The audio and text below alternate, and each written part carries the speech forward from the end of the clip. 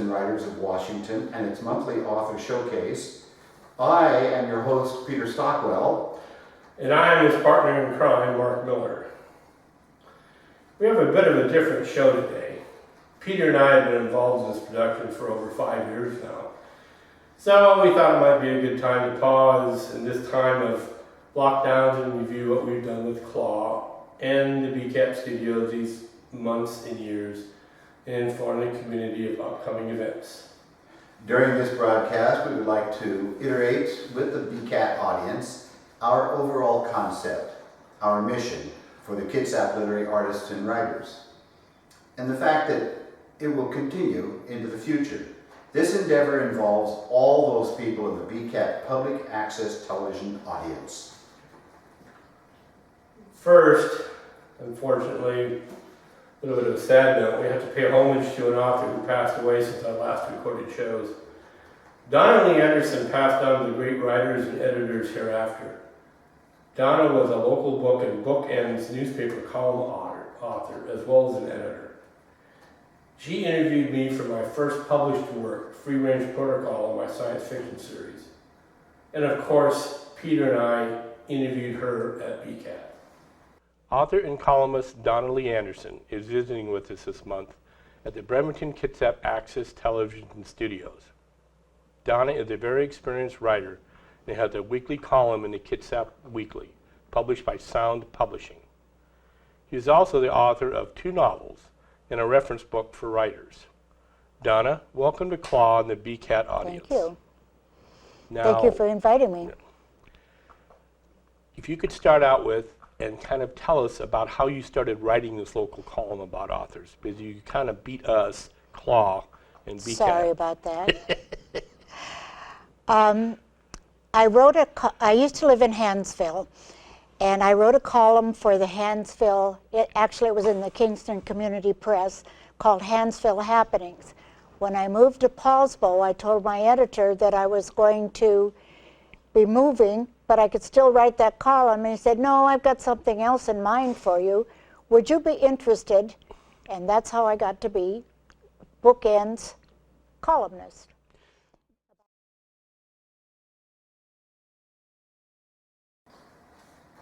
Blue Forge Press has planned a memorial recorded presentation of her lengthy career. Blue Forge Press will also keep publishing her literary works, as they were a publisher at the time of her passing in February 2021, and your family wants to ensure that her legacy is kept in existence. Over the years, Claw and BCAT strive to present a cross-section of the arts and the artists, and not just public local authors. One such 2-part interview was with film and literary arts producer Jennifer DeMarco and her wife and business partner, Brianna. Blue Forge Group assists Claw in distributing the artist interviews and the publisher under Blue Forge Press of our literary works, as well as others interviewed by Peter and myself. Jennifer, we've talked a lot of times on Facebook, and I'm going to let you introduce my special guest that Yes. I brought along with me today is my wife, Brianne, and the reason I really wanted her to be here, Mark, when we talked, is that for the last 6 years, Blue Forge Films, the face of Blue Forge Films has been me. Right. And Blue Forge Films is actually just one division under a larger creative group called Blue Forge Group, which is a federal nonprofit. We've also had guest interviewers, such as J.W. Capek. Yes. Hello and welcome to the Kitsap Literary Artists and Writers and its monthly author showcase.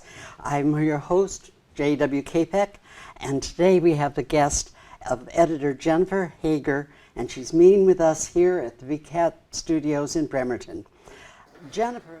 We've also interviewed people like Simon Calcavecchia out of Olympia, who has a unique story. After a serious injury and life-changing event in his life in Australia, playing rugby, where his neck was broken, he went on to become a children's book writer about a dachshund named Frank, who has wheels instead of back legs, and his yellow partner, Mustard, who's a parakeet. A yellow canary. welcome to BCAT and to our broadcast for Kitsap Literary Artists and Writers. Thank you for having me, Peter. And of course, Peter and I have also had a special show put on in each October. I bugged him enough that he agreed, and we had a Halloween show for the last several years. Vampires, werewolves, eaters, oh my. Ooh. We had authors read from their horrifying works, which resulted in one of our more popular broadcasts. Here are some examples.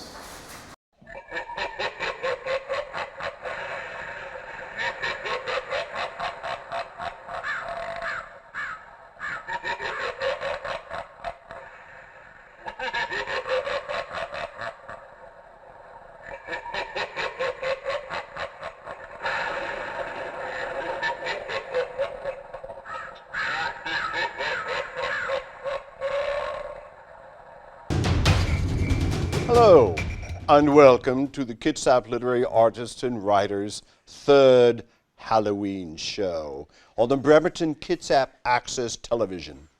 I am one of your hosts, Peter Stockwell. We plan to have another ghoulish fun time today. I think I hear the other host, Mark. You don't look well, Mark.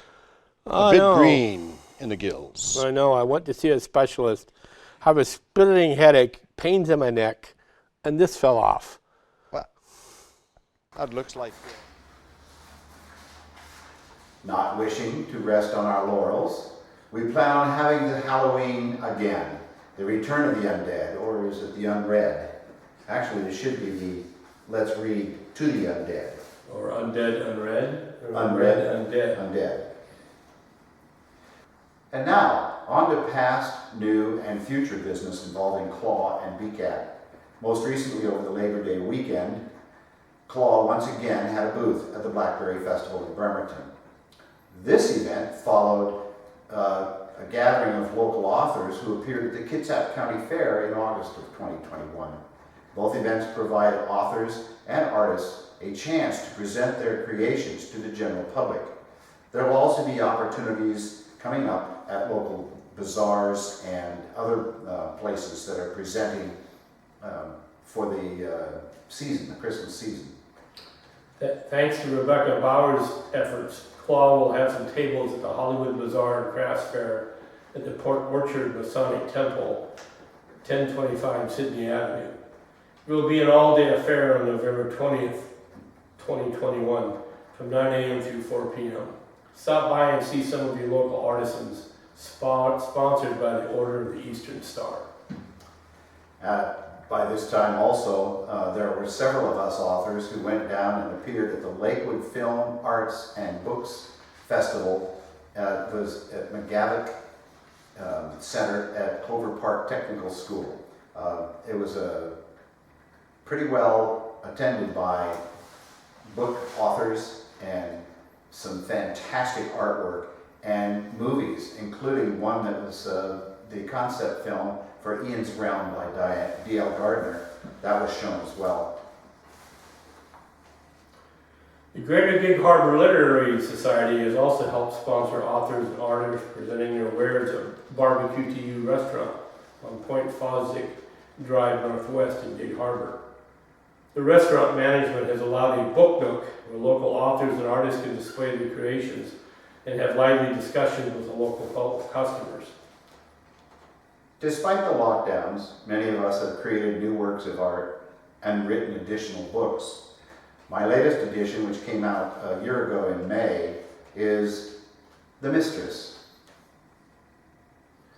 This is a science fiction adventure for me, as I am creating currently the sequel to it, Android Dawn. So look forward to these. And also, I've had a few additional books since we last had a show where we interviewed each other and, you know, stoked our egos a bit. But I had another story collection here in my science fiction series about the Tushaw infestation beyond the Great Compromise Tales of the Shaw. Blue Forge Press, who's my publisher, also released a complete copy of my stories that I've written for her, some individual story prompts called Inhumanity. These books are going to be, I'm going to be at the Barbecue to You. Of course, besides the two of us egotistical hosts, other Claw members we have interviewed have new titles and works in their libraries. Diane Gardner's Rise of the Tobian Princess, Ian's Realm, Cassandra's Castles. Diane Frasino, Storms from a Clear Day, is a continuation of her World War II epic concerning the Pacific Northwest and attempts at espionage by the Japanese Empire. And D.L. Fowler has turned out his sequel to Lincoln Raw, The Turn. And of course, he does have his original book, Ripples. And actually, I screwed up. I think it's Denise Frasino. It is, Right. it is Denise I Frasino. know. Well, I'm going to have to redo that. Denise Frasino. I keep listening to her as Diane. I have this fixation with the name Diane. I don't know That's what it is. okay. Anyways, Denise Frasino, with her Storms from a Clear Day, which is a continuation of her World War II history. Orchids of War. Yeah, Orchids of War, and this is going to be the third book in the series, and involves the espionage from the Japanese Empire in World War II, which led her to interview an awful lot of World War II vets, some of who passed away, and I've been bugging the heck out of her to go ahead with all these video recordings she has to write a nonfiction book. So all those records are not lost. Yeah. Because she's interviewed something like 90 Yeah. or more World War II veterans. So she's got hours and hours and hours and hours of video tape. Actually, I have another one for her too, because I met a guy who's 100 years old at the Lakewood Film Arts and Oh Books. yeah? And he was there with evidence the planes that he flew during World War II. Cool. And you mentioned Mr. Fowler, of course, Yes. and then in addition, of course, my publisher is also a writer who, Jennifer DeMarco, who managed to get her rights back to some of her early work, and this is kind of reaching out as an example to all of you young would-be writers. In the day, quite often, early writers, especially like back in the 80s and 90s, you would sign a extensive or a fairly open-end contract. The problem with that is, if you ever tried to then want to take your work and market it yourself, the publisher basically had either a first right of refusal or would turn around and say, well, I'm sorry, we own that book, we'll market it. And if we don't market it, tough. So she managed to get all of her original works back, and she's had a short story collection out also. But that's what authors wind up putting up with, especially in this day and age of trying to decide if you want to self-publish, go with trying to find a local publisher like I did, or get one of the larger, traditional publishers that have been around for a while, like Schuster or Random House, something like that. And this time, while we were filming with BCAT equipment, we will ensure that our sound is turned on.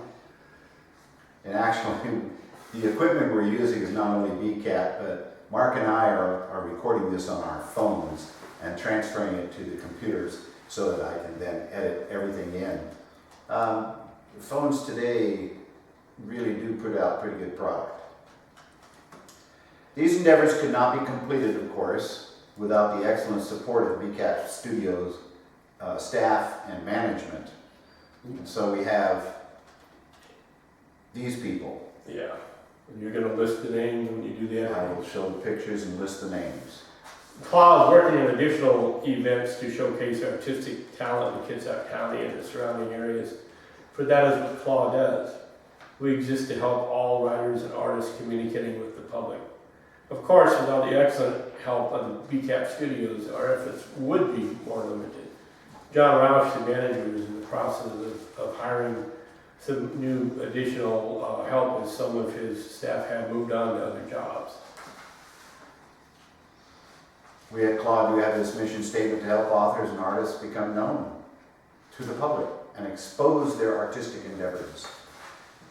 We plan on continuing this, and I hope we get back into the studio soon. This broadcast interview is scheduled for November, and that's why you're seeing it during our Saturday show, which is at 6 o'clock every Saturday on Wave Cable Channel 3 or on Comcast Channel 12.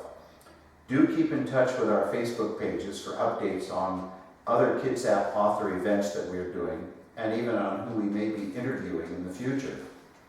The show is also on Wednesday mornings at 9 o'clock. If you do not have Comcast or you do not have Wave Cable, but you have internet connection, then go to bkat.org and scroll down to the part that says live broadcast or live streaming. I forget exactly what it is, but it will tell you what's currently on. And you click on that square and the current broadcast shows up. And so if you do it at 6 o'clock on a Saturday Pacific, well, right now it's daylight time, but it'll be changing to Pacific Standard Time. Anything at 6 o'clock on the Pacific Coast, wherever you are in the world, you will be able to see our broadcasts.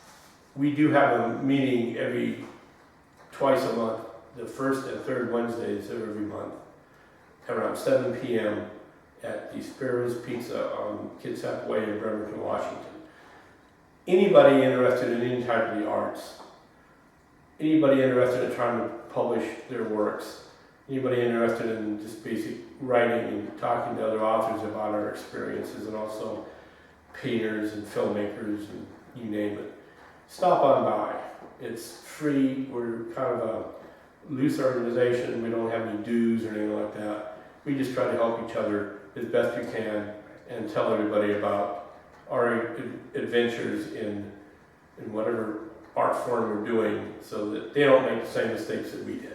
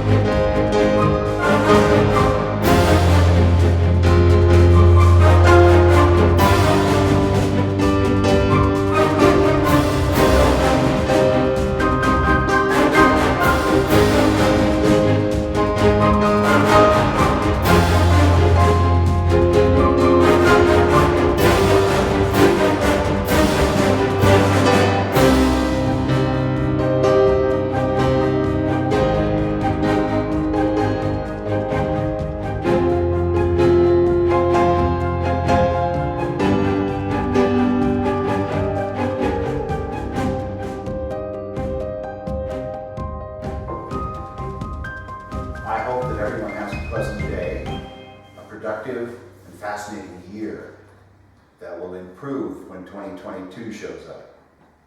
Until next time, I'm Peter Stockwell with Mark Miller and the Kitsap Literary Artists and Writers in conjunction with the Bremerton Kitsap Access Television. Have a good evening.